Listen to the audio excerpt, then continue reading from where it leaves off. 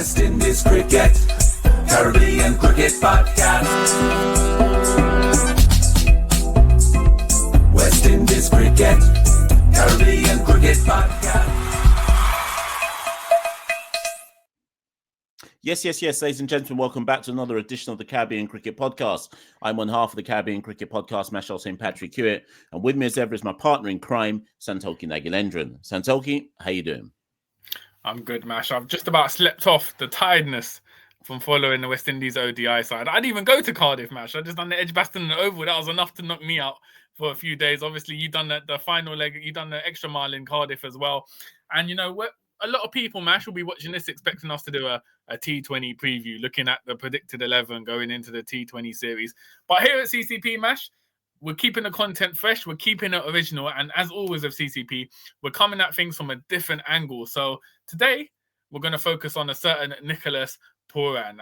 So for those eagle-eyed observers, they'll notice that Nicholas Pooran has chosen not to come to England and Island Series and play in the T20 series. He wants some rest ahead of franchise commitments coming up this summer. So here at CCP, we're analysing from a West Indies perspective, what does it mean for West Indies cricket? And Mash, what are you saying? Obviously, we're sponsored by Parlay, the betting company. What are the odds on our fellow West Indian cricket channels doing a similar Pooran video in the coming days? Well, I've always been of the belief that every single cricket fan and every single cricket content creator around West Indies cricket waits for us to drop an episode, and then they have their content plan sorted out for the following week. So after this Puran episode is done, I fully expect every single person who believes they're a West Indies cricket aficionado to do the exact same video with just a little tweak on the topic. So just for those watching, you're welcome. And we hope that this really helps your content plan for the next week or so.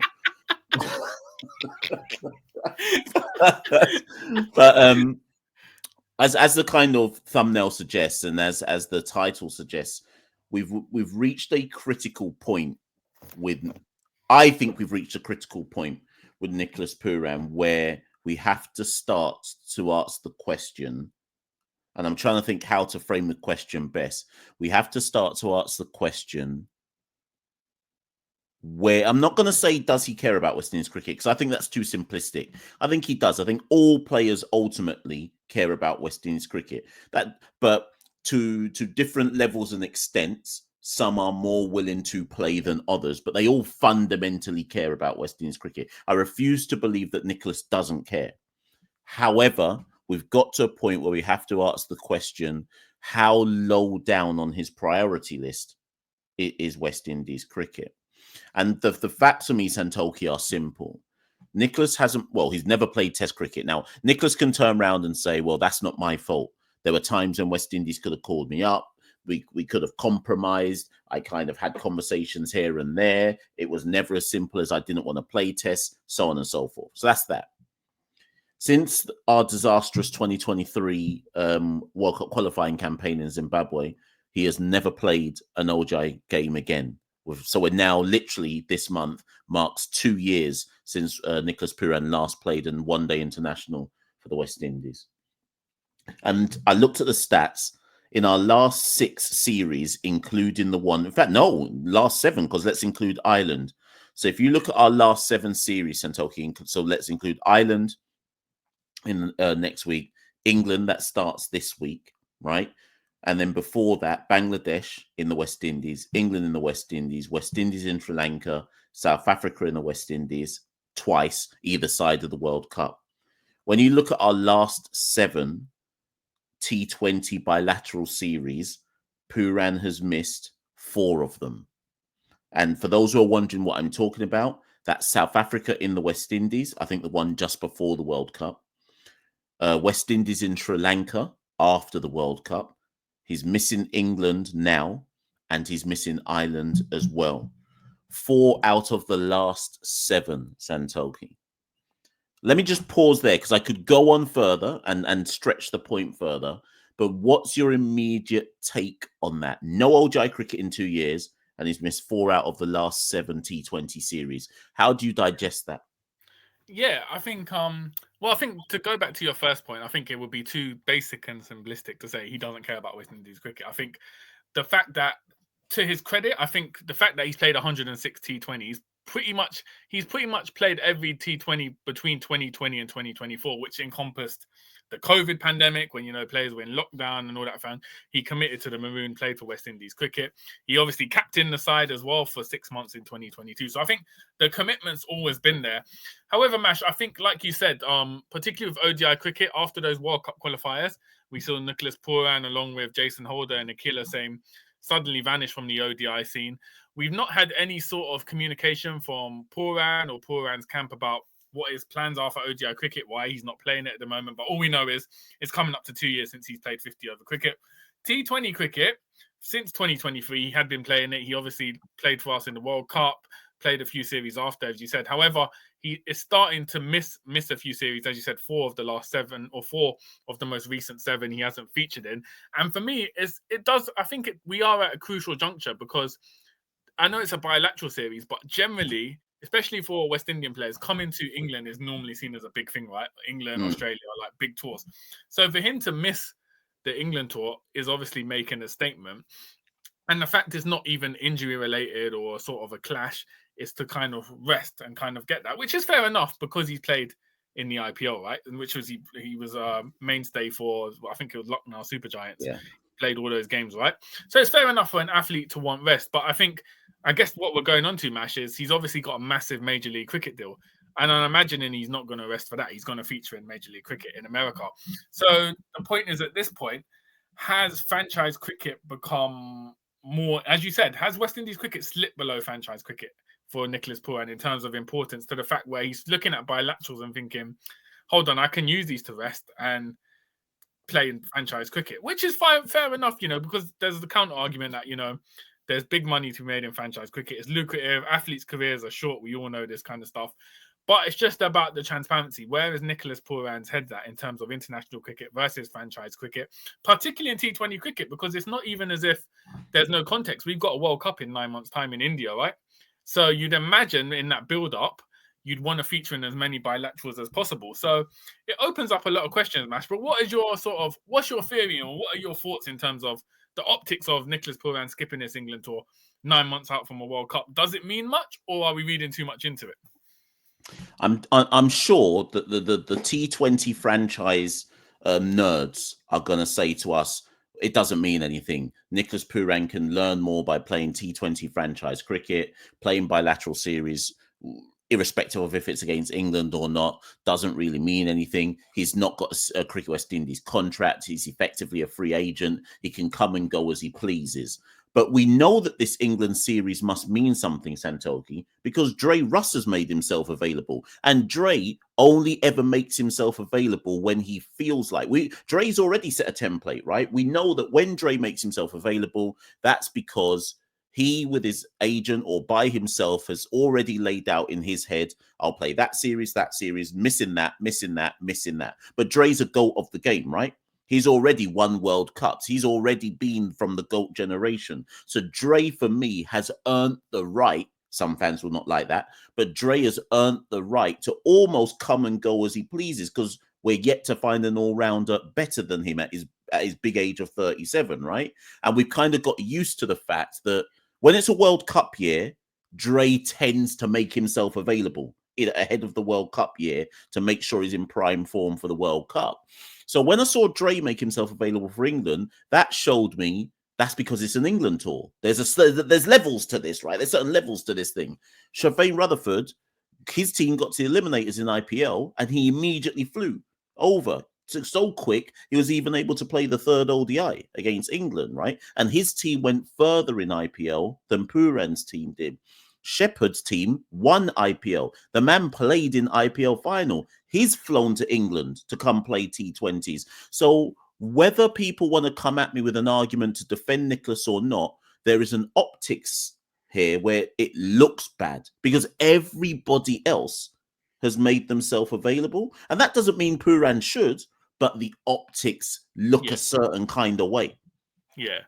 Firstly, what you saying? Dre Ross moving like the Undertaker, you know, only shows up when he shows up. You know, it's a big event because he can kind Well, the of. main event's ready. Yeah, yeah. You can get for the big events on. But yeah, I completely agree, Mash. I think the optics don't look great at all because the fact he's chosen not to play and everyone else has sort of committed. Everyone's come from IPL. You've got, you know, like a Jason Holder's come back in the setup. He's got a Major League Cricket contract coming straight after as well. So the optics don't look good. And also, Mash, it adds salt into the wound for most West Indian fans because this is no offense to a lot of players. This isn't like a player who you can replace. This is what Wisdom named in the T20 Cricket of the Year last year, right? If you ask any cricket fan or anyone who watches T20 franchise cricket to name their top 3 batters in the world at the moment, Puran's going to come in that top 3 from pretty much any fan who watches cricket. He's arguably the last world-class player we've got in the format in T20 cricket. He's irreplaceable, essentially, when you factor in he can wicket keep as well. His ability to bat from 1 to 7, his ability to rotate strike, his ability to clear sixes. There's no one like that. And so for West Indies, missing him, particularly for such a big tour, has like even more of an impact, has more of a detrimental impact on building a side. Because, like I said, without offense to other players, there are certain players who, if they miss a tour, it won't be great, but you can replace them. There's a like-for-like replacement. In Puran, I don't think you can because he's such a dynamic and well-known player in the T20 circuit. So it adds salt into the wound when you think about how sort of West Indies are trying to rebuild ahead of the World Cup to see our essentially best player not feature. And I think, Mash, this essentially comes down to as well, like what I said, it happens a lot with West Indies cricket, but the lack of transparency. If Nicholas Pooran gave an interview and said, look, here's my plans, here's where's my head at, this is what I'm going, particularly towards ODI cricket. We wouldn't have to do any speculation. We wouldn't be making videos saying where's Nicholas Pooran in ODIs. So I feel like that sort of lack of communication opens it up to more. But let me jump in there. Who is the onus on for that? Because let me try to defend Nicholas here. Let's just say, argument's sake, Santoki, that there's actually another reason or something even more legitimate than I just want to rest for why Nicholas isn't there. And obviously, it's not being communicated because this is the problem with West Indies. Like, we get these press releases, and all we can go on. So people can cuss in the comments and say, "I bet you two don't know this," but we can only go on what the press release says. So who is the onus on, Santoki? Let's say there's more to the story. Who's the onus on to tell that more to the story? Is the onus on Cricket West Indies? Is the onus on Puran? Or is it none of our business collectively as a West Indies fan base, and we just go with what the press release says? Well, I think, under normal circumstances, because as far as I'm aware, the press release said Nicholas Pooran chose not to go to England, right? Or withdrew to words to that effect. Yeah. However, normally in a press release, if there was more to it, you would say there were personal reasons or something. If you didn't want to clarify, that could be an easy way, because once you say there's personal reasons, it sort of closes that door because you can't speculate because you don't know what the reasons would be. It could be anything on personal reasons. But the fact it said he chose to withdraw, as far as I'm aware, that's what it said in the press release off the top of my head. It gave the impression that we can open up the press release, but I'm sure it gave the impression that he essentially chose not to come to the England tour. That essentially opens up to words. But I do think primarily it's the onus on Cricket West Indies, right, to clarify the status of the players. And then if there's something in disrepute or there's something being disputed, normally the player would come out. But I would say, to answer your point, primarily it would be Cricket West Indies who you'd imagine to sort of clarify it. Let me just give the statement. Following an extended stint in the Indian Premier League, Nicholas Pooran asked to be rested for both series. So that's all we've got to go on. Yeah. So let me ask you a question, because a mutual friend of ours, who I'm sure won't want his name to be mentioned on this podcast, he messaged me. I don't know if it was today, yesterday, whatever. And he opened up a moot point to me, and he said, or he suggested that, and this is something I want you to give me your thoughts on, is Puran becoming another Narayan?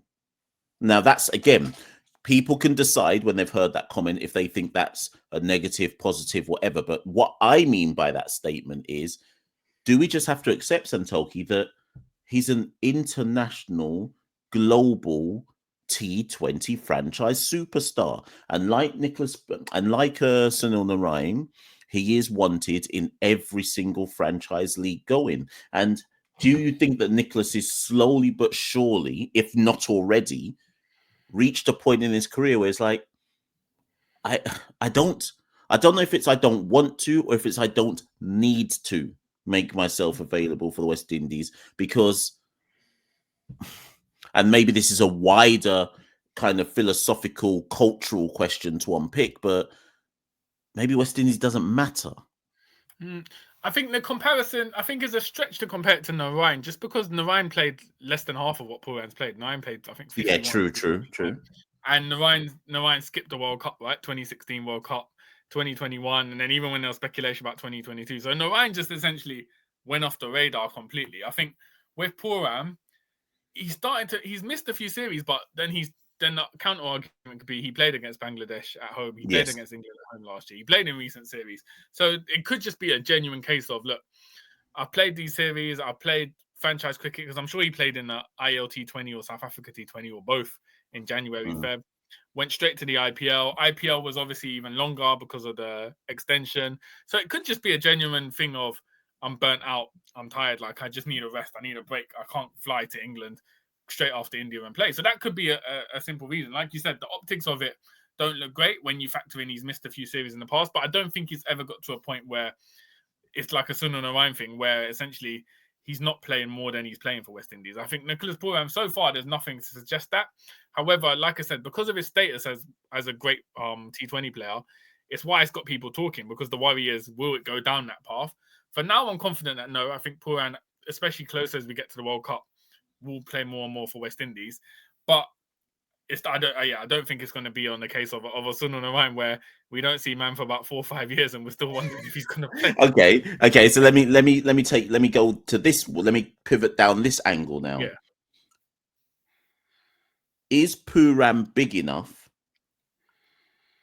to basically turn up when he feels like, primarily for World Cups? And I say that more so with an eye on the ODI potential World Cup qualifiers / World Cup. So where do you stand on the following scenario, Santoki? Let's say we get to 2026 now, so another year passes, Puran's still not playing ODI cricket, but it looks like we're going to weather the World Cup qualifiers or World Cup, and then he suddenly says, oh, I'm back now. And let's say it's like a 3 to 3.5 year gap between that and his last ODI. Is Puran big enough and important enough that he just walks back in anyway? So that's ODIs. That's one half of the question. And second one, say Puran plays no bilaterals, which I think is unlikely, but let's say he plays no bilaterals until 2026 World Cup in where is it? Is it India and Sri Lanka? India and Sri Lanka. Let's say he doesn't play until then. Does he just walk into the team regardless? Yeah, but I will say that's more of a, I think for me, that's more of a reflection of where cricket is now, where there's more pressure on the boards than the players, right? So I'll use an example. So South Africa, their new white ball coach, Shukri Conrad, essentially said he's sick of man playing franchise cricket. He wants every man to commit to bilaterals. If you're not playing bilaterals, you're done out here. Henrik Larsson said, all right, bun it then. Like, I'm retiring from international. And Henrik Larsson, like, if you've seen him in IPL T20 cricket, his strike rate was like 200, right, consistently. And he's the irreplaceable player. And Larsson just said, you know what, then I don't need international cricket. I'm out of here. I'll play franchise cricket. So I think realistically, Mash, I think if this was 5 years ago, you say, yeah, of course you have to play. You have to commit for your country. I think now the power is with the players to such an extent where someone like a Nicholas Pooran, West Indies could not ever decline him playing. If he played no bilaterals for the rest of this year, but said, look, I'll come to the T20 World Cup, West Indies will have to pick him. Like, just because of who he is, his experience in India, his talent, and just an acknowledgement that franchise cricket is so lucrative and attractive to players, you're going to have to take what you can with these guys. How do you sell that to the West Indian public who love to cuss about everything? So you and I actually agree with you. If Puran decided to sit out the rest of T20s from now to the World Cup, he's still getting into my team because it's in India. Of course, he's got to get it. It's in Asia. Of course, he's getting into the team. But certain uncles will hear us say that and start cussing in the comments below, saying no man's bigger than West Indies cricket and so on and so forth. How do you sell that to the public without people thinking that he's too bossy? You sell it with performances. If Puran don't play no bilaterals, yeah, let's say he goes to India, first match World Cup, hits a century against India, West Indies beat England in the first group match, every man in Port of Spain's going to be doing the Bravo dance, celebrating champion out here. So it's something where Puran can validate it by his performances in the tournament. Basically, if you go to a tournament and you're down bad, just scoring single figure digits, that's when people start cussing out. Oh, this man didn't play for West Indies. His performances were bad. What's the point of even having him inside? So really, that's where the one thing where the impetus would be on Puran to justify that sort of allowances. That all right, cool, you can miss bilaterals, but you're in the World Cup because we know you can still perform on the big stage. Basically, that's essentially where it goes to. So it'll be interesting to see. I'm with you, Mash. I can't foresee. Well, hopefully not the situation where Puran skipping T20 bilaterals, especially towards the second half of the year with the World Cup being so close. But as we always say, Mash, the motto of CCP: never a dull day in West Indies cricket. In 6 months' time, we might be doing videos saying, "Where's Puran going?" But what I would want to know, and I don't know, has this even been asked since Sammy took over? Because Puran essentially, Sammy took over as whiteball coach in June 2023. Puran played the qualifiers, World Cup qualifiers, July 2023. Hasn't featured in ODI since. But I don't know if Sammy's ever addressed it. Has anyone even asked Sammy like what's happened? No one has asked the question. I think we're the only hence why we're doing this episode. We're the only platform willing to even raise it as a proper issue. Where the hell is he? 2 years, Santoki, the qualifiers was literally 2 years ago. We ain't seen man said what? We can't get to, and remember, he played all right in the qualifiers. So man said what? Remember, he's the one who scored the big century against Netherlands, and we still lost the game, right? So man's clearly said what? We can't make World Cup. Bun this. I ain't playing again till maybe the next World Cup. But you never actually answered my question. I get your answer for T20s. ODIs, are they different? Is he big enough in the game to just not play for 4 years and then just turn up for a World Cup? That's an interesting one because, all right, let's say I say no, initially no, because I think 50 overs are very refined. Like there's certain skill sets you need in 50 over cricket match. Like we've seen it in the ODIs versus England. It's very different to T20 cricket. As much as you've had players that can play both formats, there's a different skill set. The only way I can envision it is if in 2026, if he plays Super 50 and he's one of the top 3 run scorers in Super 50, then playing Super 50.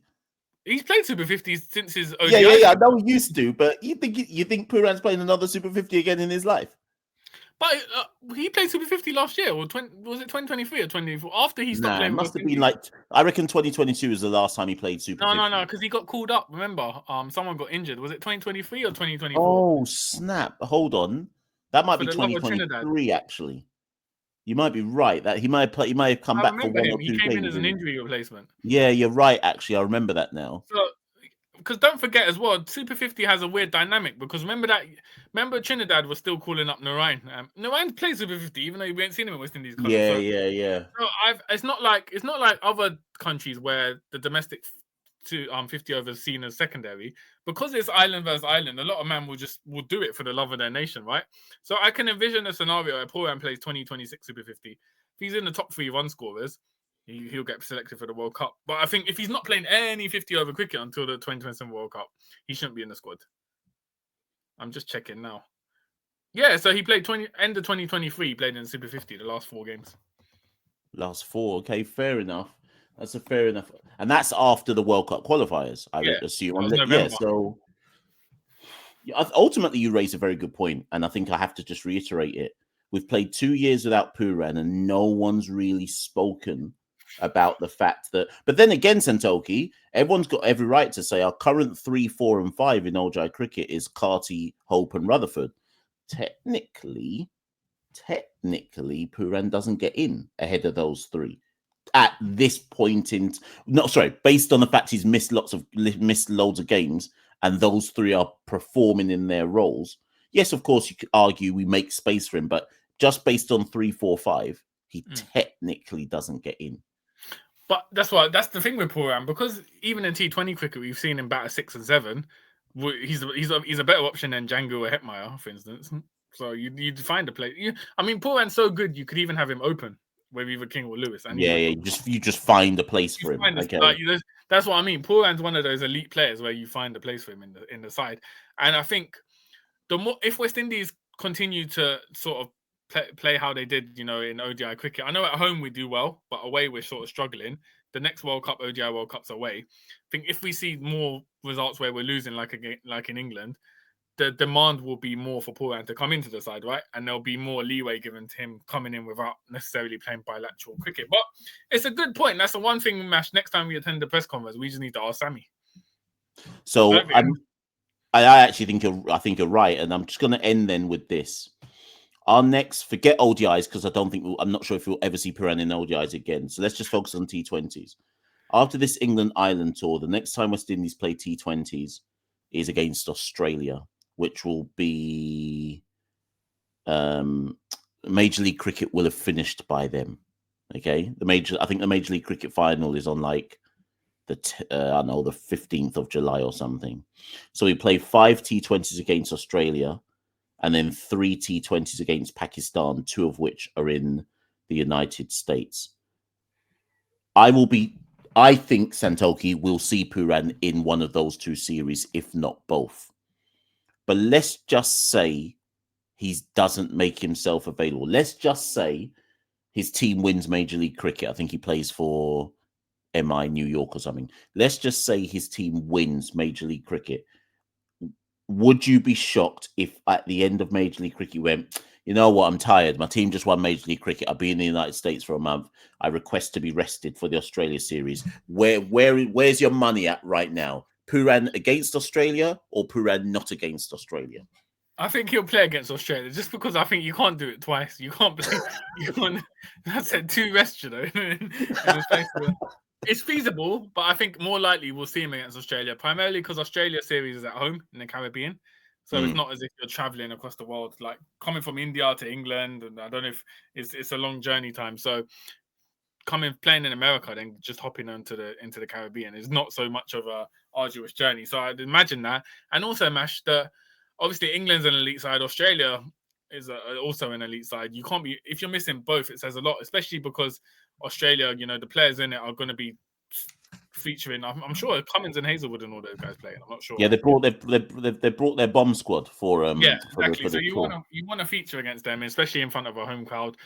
But at the same time, like we always say, never a dull day. He might want to rest before CPL, Chimbago Night Riders.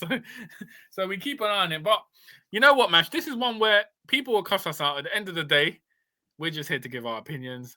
For all we know, Nicholas Pooran is going to watch this episode and cuss us out. I reckon Puran will watch this. And the thing is, I think we've been quite balanced in it. We haven't even gone for we haven't even done like a clickbait cuss out comment or anything like that. We just tried to look at it with a level of nuance and say, well, there's this and there's that. Where is he at? It could be this, it could be that. I think ultimately what this episode shows, Santoki, the only reason you would do an episode, we would do an episode on Nicholas Pooran is because of how important he is. That's fundamentally the point here. He is probably our one, apart from maybe Shea in ODIs, he is probably our one, and Seals in tests. He's probably our one world-class talent in a format of cricket. And we just can't afford to do without him. And he's obviously world-class because we're actually doing an episode specifically on basically saying, I beg you come back. I beg you come back, Nicholas. But listen, Santoki, last words to you. Yeah, let us know. You know what? As you said, we're not experts on this. We're just here to give our opinion. As Mash said, we're not here to cuss Puran out. We're not here to, make judgment on anything. It is what it is. We're just here to offer a balanced argument. As to the state of play, it seems like things are very finely balanced at the moment. So it'd be interesting to see what happens, particularly ahead of that Australia series. But comment below. We want to hear from you watching this video. Where do you stand on Nicholas Pooran? Do you see him playing for West Indies in bilaterals this year? Do you think he should be given a chance to play ODIs for West Indies at the World Cup? Should he not play? Where do you stand on Nicholas Pooran, and does he fit into the current West Indies side, the ODI side? That's an interesting question Mash kind of asked as well in the episode. So let us know below your thoughts on Puran. If you want to cuss us out for our opinions, feel free to as well in the comments. We're welcome to all different opinions and analysis from across the region. So like, comment, share, subscribe, Instagram, X, Blue Sky.